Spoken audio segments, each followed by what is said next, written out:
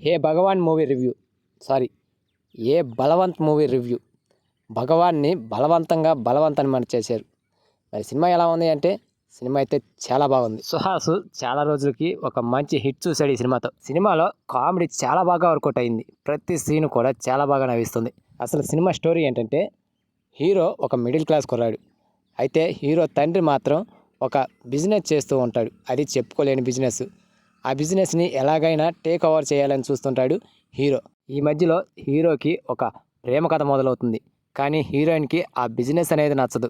మరి ఈ నాటకీయ పరిణామాల వల్ల జరిగిందే ఈ సినిమా స్టోరీ. ఈ సినిమాలో స్టోరీ అంతా కూడా మెయిన్గా హీరో చేసే బిజినెస్ చుట్టూ తిరుగుతూ ఉంటుంది. కాన్సెప్ట్ కొంచెం బోల్డ్గా అనిపించినా దాని చుట్టూ పండిన వినోదం అండ్ భావోద్వేగాలు అయితే ఆకట్టుకుంటాయి సినిమాలో.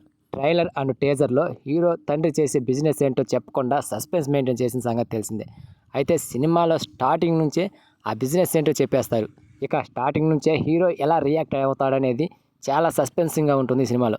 హీరో ఎప్పుడైతే తండ్రి బిజినెస్లోకి దిగుతాడో అక్కడి నుంచే నవ్వుల జల్లు మొదలవుతుంది సినిమాలో. తన తండ్రి చేసే బిజినెస్ ఏంటో తెలిసాక హీరో రియాక్ట్ అయ్యే తీరు, అక్కడి నుంచి వచ్చే ప్రతి సన్నివేశం కూడా ఆడియన్స్ని చాలా బాగా అలరిస్తాయి. ఇక ఈ క్రమంలో ఈ బిజినెస్ సమస్యల్లోకి హీరోయిన్ కుటుంబం కూడా వచ్చి ఇరుక్కుంటుంది.